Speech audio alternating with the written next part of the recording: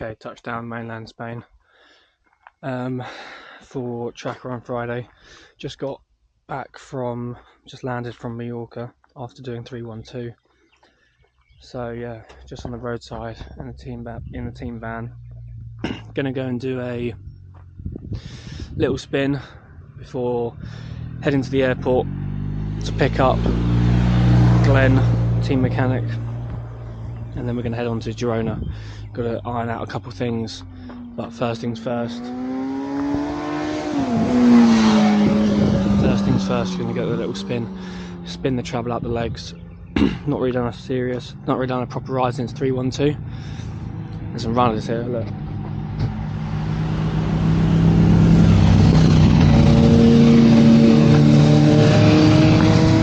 So yeah, just gonna open up the legs a little bit. Yeah, after 312. over for the Traka 360. This is my what day was this? This was my Wednesday ride.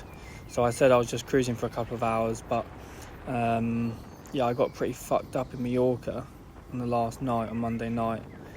Basically absolutely shit-faced. So done quite a few efforts, some zone 3 and some 30-15s, just to really kind of get the shit out. It was pretty warm, but went out in tights, trying to sweat out the spirits, you know, because yeah, I was very unprofessional by getting messed up in Mallorca.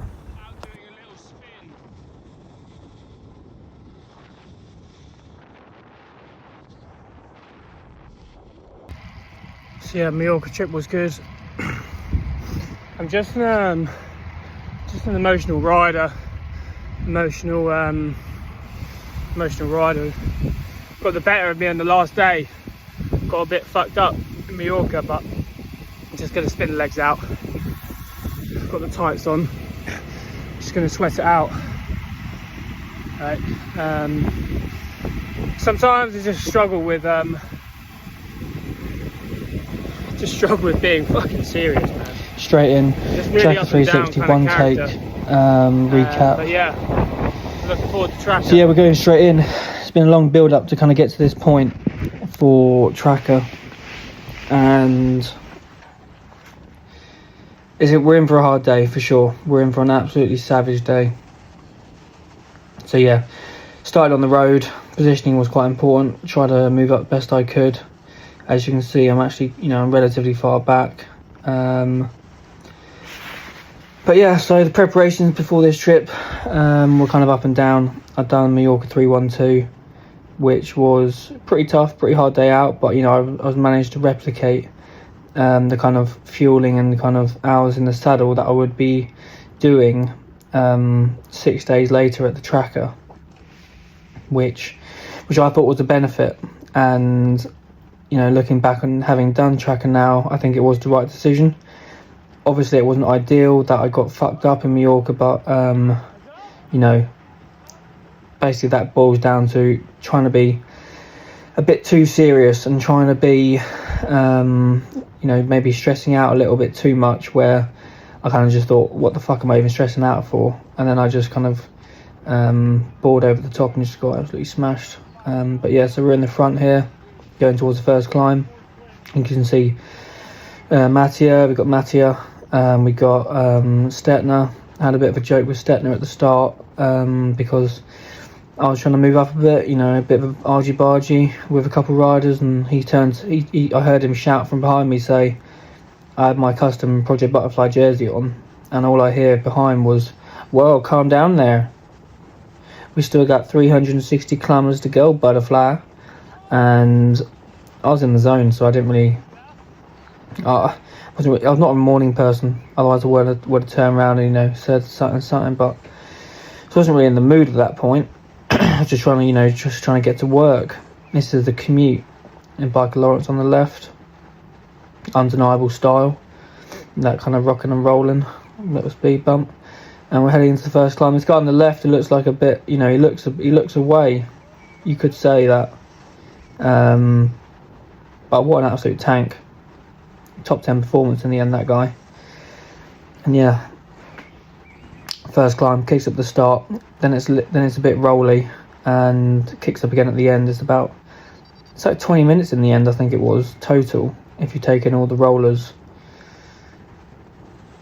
And here we are, Lawrence, panic waving that we're turning right, which we all knew.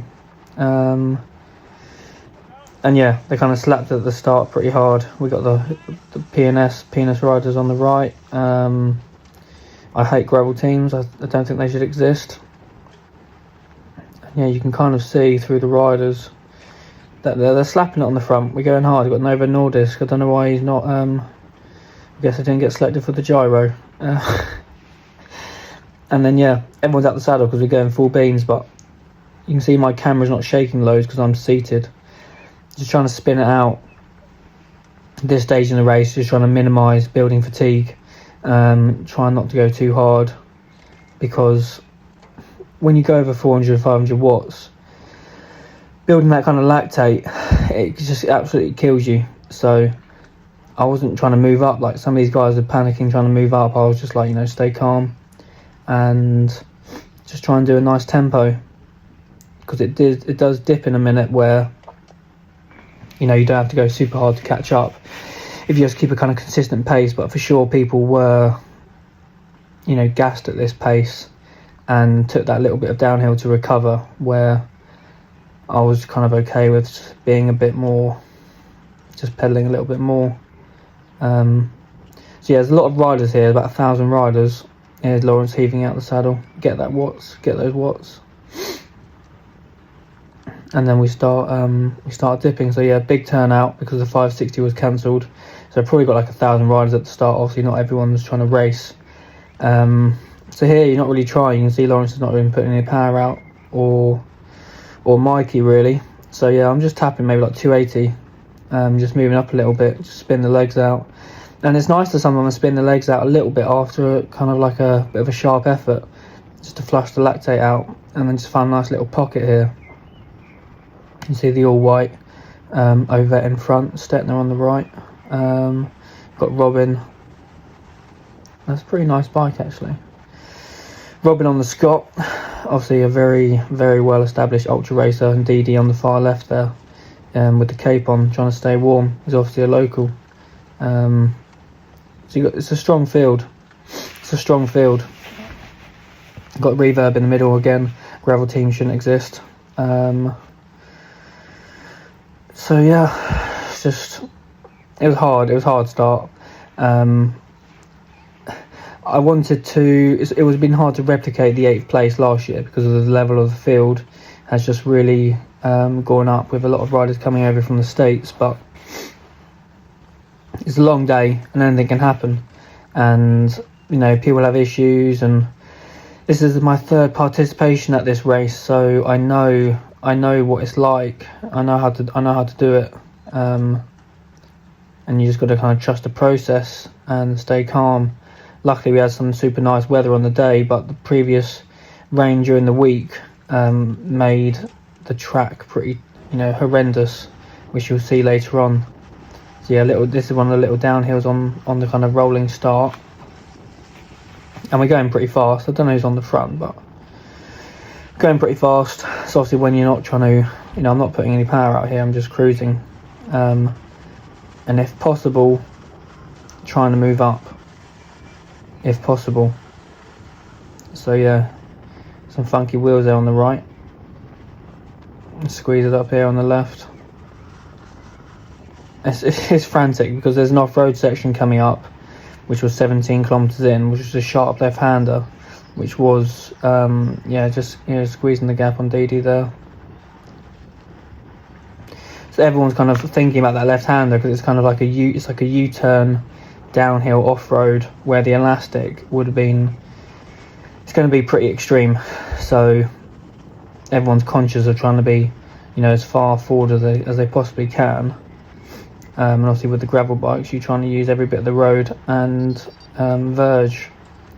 So yeah, here with Mattia. Nice bike, all white. Such a classy rider. Always looks calm. Never says anything. It's just such a class act.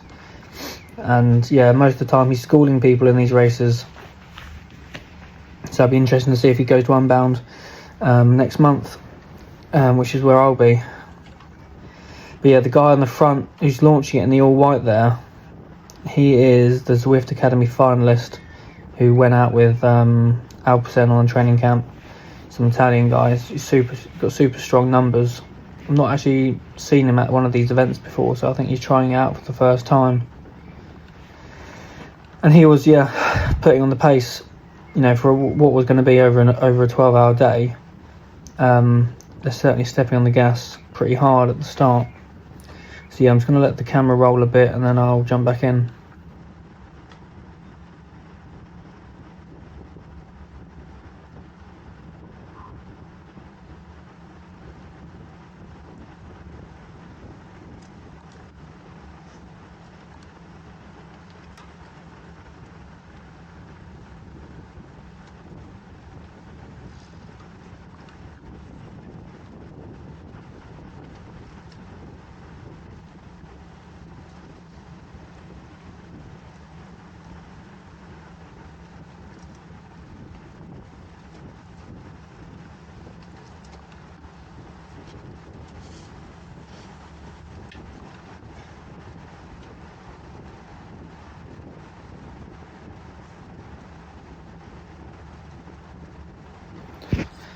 And here we are, into the absolute carnage that was part of the track.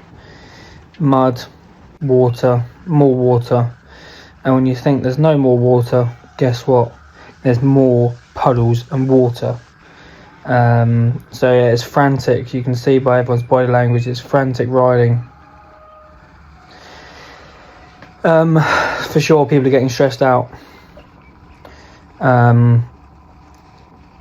It was absolute chaos. I think Chad Hagger had gone off the front and was putting in a nice effort solo. And the chase was on at the front of the race. So yeah, I couldn't even see the front. You can't see the front at this point. And it's just a case of trying to ride and negotiate the track as best as possible. First off, you're kind of thinking, okay, let's try and not get the bike completely trashed and save the drive chain. That turned into an impossible task, really.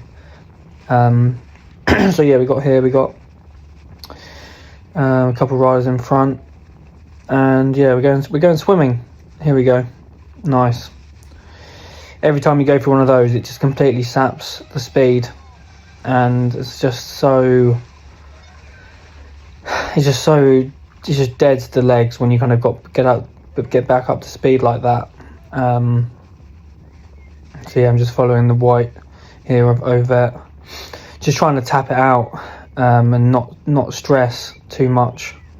Just trying not to stress as much as just trying to stay calm, stay relaxed, keep the heart rate low. The power isn't necessarily super high at this part of the race. It's kind of stop and start. And the main thing is, don't get caught up in it and get super stressed out about the craziness that we're witnessing. Because that will, the mental fatigue plays a big role in these kind of races when they're 12 hours long. So yeah, I was just trying to stay calm and negotiate things the best I can, really. Hoping that, I did recon the course on Thursday, on the northern part of the course where the climbs are and stuff, and yeah, it was bone dry in a lot of places. But yeah, down here it rained a lot more, leaving Girona, and especially on these type of tracks where the water doesn't really kind of dispense. So I'm just trying to follow. I'm not necessarily on the wheel right now, but we are kind of cruising, and just trying not to spike the watts as much as possible, and just keep it, okay, maybe I'm not perfectly on the wheel, but then you can see what's going on a lot more, and kind of get a gauge for things, see what's in front of you, avoid obstacles. And obviously, you guess you are maybe getting a bit of a slipstream, but if I would have been feeling stressed and felt like it was necessary to be right on the wheel, then I would have been there. But I didn't need to be. So kind of sitting off a bit, picking my lines nicely, which kind kind of helps without having that kind of stop-start. If I can pick some nice lines, then when people are kind of having to swerve last minute around stuff, you know, I'll naturally just kind of catch up with them. Just like here, you see it's freaking... We're on the gas. I think it's because Chad Hagger was launching it, who wanted to make a big impression on the race and basically take the win. So they also had quite a strong team. This guy here was annoying me the whole time. He could never hold the wheel. He just could never hold the wheel. So yeah, hard check in there on him. Let him know. Just like, get out, just stay out the way. Even so, he actually done a mega ride, that guy. I think he was up there top 20. So there are some strong ex-pros in this race, and it's kind of hard to compete with like the serious full-time ex-pros, because it's hard to replicate the kind of legs they have if they've ridden, you know, a lot of big races. But I was going to give it a go. Wanted to definitely try and come away with top 15. That I would have been, you know, kind of satisfied to a degree, and best case scenario, I reckon I had the legs to come away with top 10. It's very uncommon for everything to go your way exactly in these kind of races, but you never know. If they do, then you can really find yourself pulling off an absolutely mega result, because people get issues throughout the day, and if you avoid them, then you have that gas that can save you for the last climb, which is going to be about 280k into the race. They did change the course a bit, so near the middle of the course they took out one of the climbs, so I thought it was going to be quite a fast race and stay together quite well for a long time. But with the track being so waterlogged, which encouraged it to be lined out, it was very hard to get a sit, and a lot of these guys needed that sit to be able to make a large group up. So in the end, it split up quite quick really, and there was only maybe 20 of us or so after things really started kicking off. This was a good point to really gauge how people were feeling coming onto the road, and with a bit of a climb you kind of see how people were feeling at the start of the race, because the strong guys, you know, are able to move up a little bit and make a nice pace, and other guys are just kind of lagging a bit. Like this guy here in the red shorts is, you know, he's suffering clearly, and the Novo Nordisk guy, you know, we're coming around a couple of people, so you can definitely tell the pressure was on and people were feeling it. So yeah, it's pretty tight here.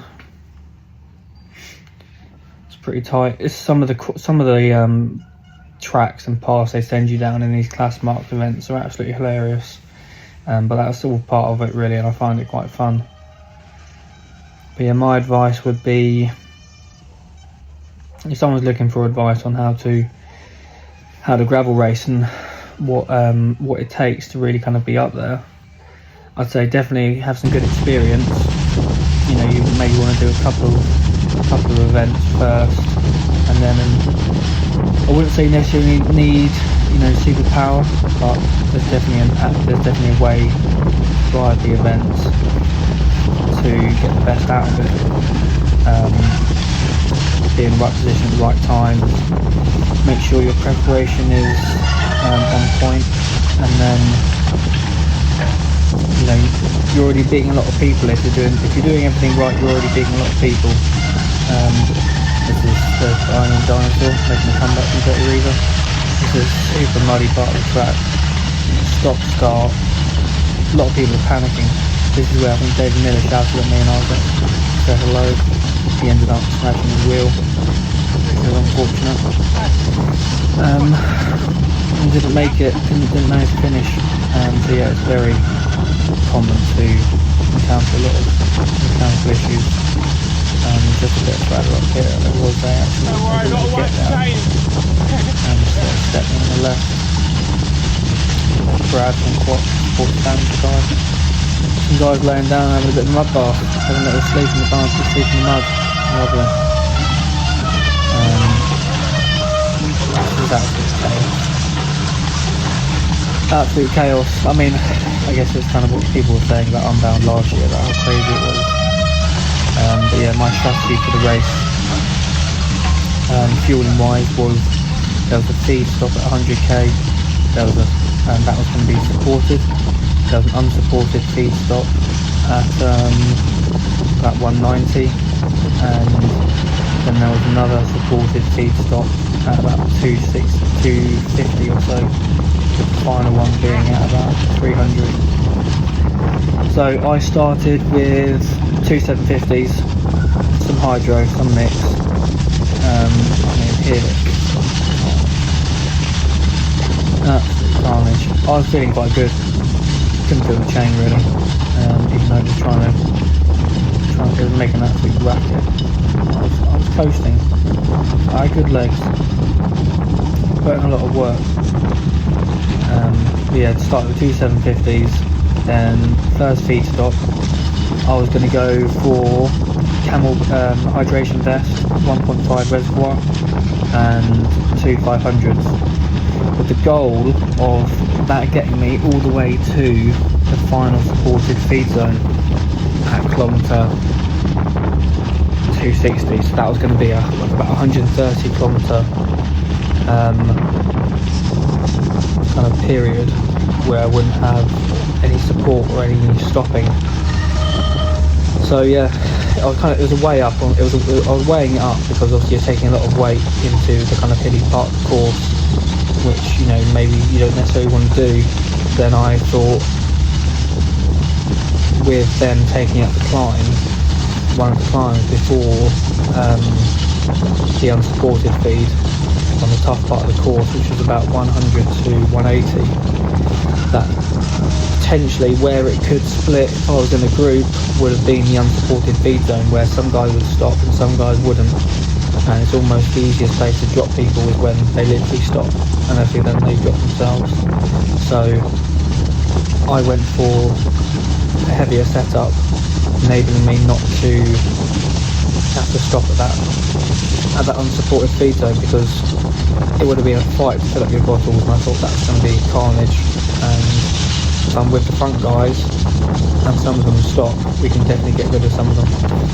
So that was my fueling strategy. Otherwise, yeah, just you know, some mix in the bottles. I don't go always too heavy on the mix, and yeah, just some bars and some gels. Nothing crazy. I mean, towards the end of the day, you just don't want to eat anymore. Here we go. First view of Sam. Got the rain cape on. Still got it on. Just trying to pick the lines out. Mikey in front. I'm sitting off the wheel a bit just to see what's going on. Just trying to gauge it a bit. There's just sheer panic. There's a lot of panic early on, and I was looking forward to it kind of calming down and getting into a smaller group. But for that to happen, some shit could hit the fan. So trying to conserve my energy the best I can for that moment. Moving up on the grass in the middle there.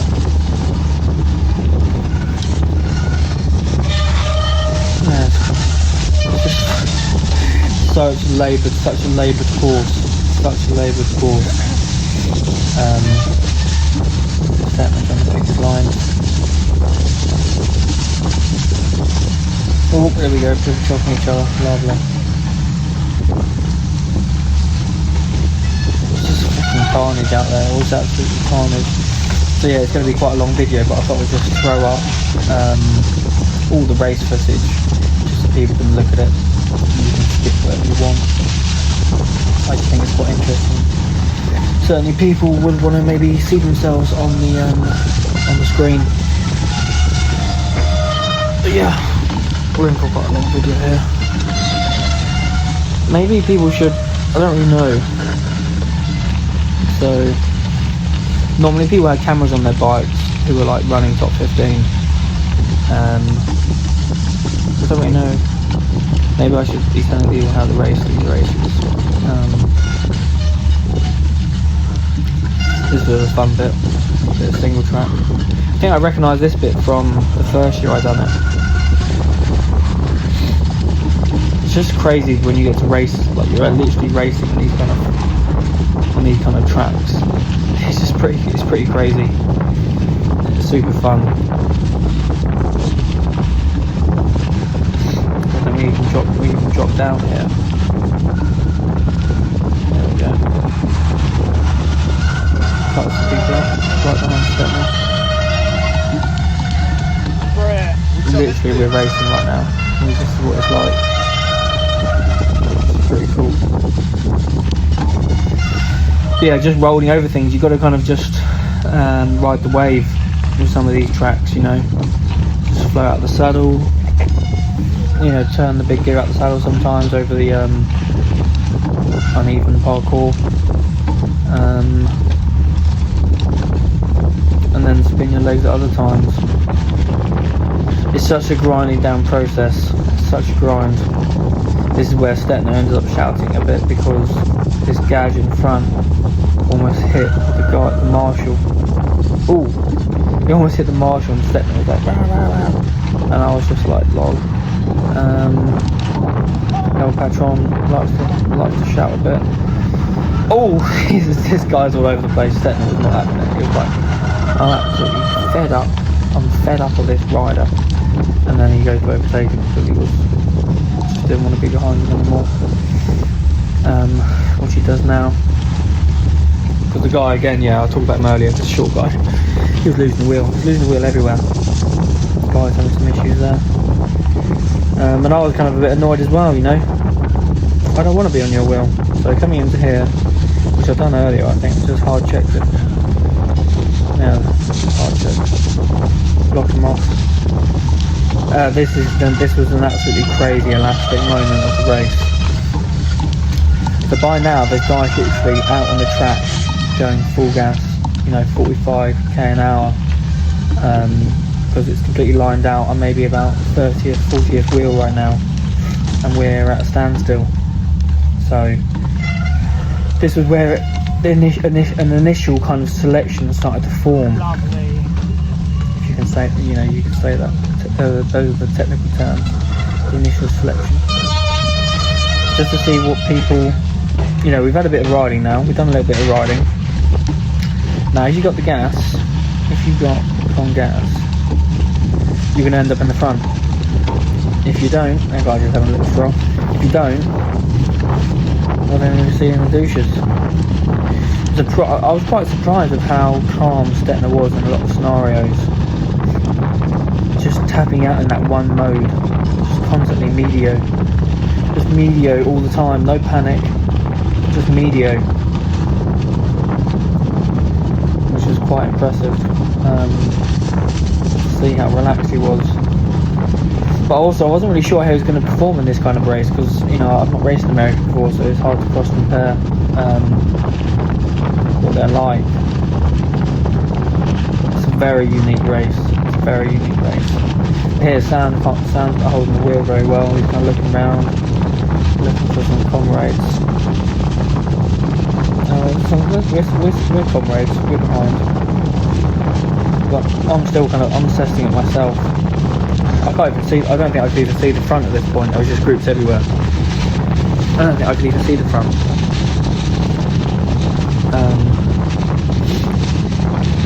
Then it became evident that we needed to kind of close it. So I'm having a bit of a look. I think I was filming it on my phone. I think I was filming a bit. People looking around, who's going to pull. Everyone's feeling it a bit, and obviously you don't want to start like having to commit at this time of the race. So I would say I made there was two scenarios in the race where I could have been in a position where I didn't have to do work. unnecessary work where I'm not actually hurting anyone in front. I'm just trying to get back to the front, and this was one of them. So yeah, we got caught out on that single track section with a bit of elastic where guys couldn't hold the wheel, and it's a difficult one because we've got some guys are chasing us, we're chasing someone else, and you're kind of all a bit of a chest to tap. Luckily some strong guys managed to build up to us and we could start forming a bit of a chase, which we needed to do to get back on. Which we needed to do. I mean, I've not even touched the front yet. I'm away to space.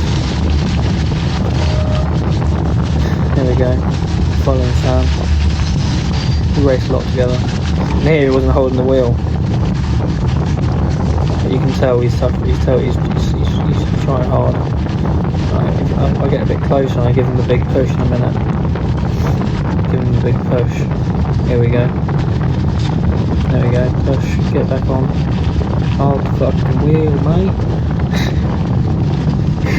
No, for real, hold the fucking wheel. Otherwise, it's gonna be bad news for you. These are some guys obviously being piped out of the front group or something,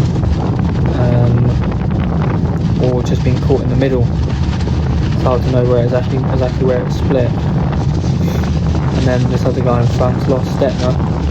He's been pushing on a bit. And then even Sam couldn't hold this guy. I think I shouted, I said, and I said, yeah, coming to it. Hold him, Sam. So I knew at this point, I knew I needed to do something myself. Okay, can't go. So yeah, we're on the charge. We're on the charge. I don't know what I'm doing because I'm just on the map. So I was on the map, and up here, they take the wrong turn, look. They took the wrong turn, those fucking idiots. So stuff like that, honestly, you could work your arse off for about 15 seconds. Take a wrong turn, and you just completely waste your time. Because now what? Okay, I made the right turn. I wasn't like, okay, now I'm going to smash it, and you know, because I don't want to try and bridge solo because I'm going to burn too many matches. I need the other guys to catch me up so we can work together. We need to form a bit of a working partnership here. But yeah, essentially we kind of just worked. Pulled a bit, I shouted at some people, Stetner pulled, and we got back. I can't voice over everything here. I can't voice over it all. I'm going to peel off now and just let you watch.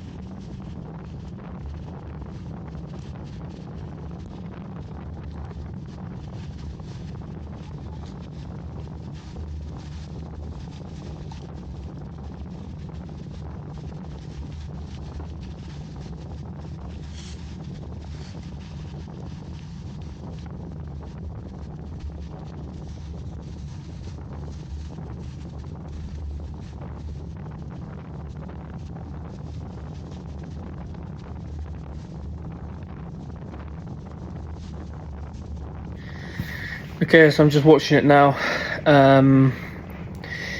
Clearly the guys found it pretty difficult to get back on because Stettner was pulling, guys losing the wheel. So yeah, it's pretty hard to get back on. Stettner ended up getting to the front and just thought, you know, he's going to shut this down. Guys are literally just completely on the limit and can't hold the wheel. So I knew, you know, when we're closing this gap up, here, the guys left in this group, these are the strong guys of the day, really. And anyone else that was going to get back on at this, you know, going forward, if we eased up, they're just going to get dropped again, and they are merely participants in what is this race. You know, we're the ones in the front, we're the racing. You can see it's not loads of us, there's maybe 20, 25, 30. And then here it was about after like a climb about 60 kilometers in, it got even thinned out even more. So there's literally like 20 of us. You see Robin, you got Ovette, you got Stettner, so yeah, I'll upload you got Easter. Probably straight away. Yeah, you got some strong guys. Mattia there, just trying to push on. The past guys were trying to ride the front a lot.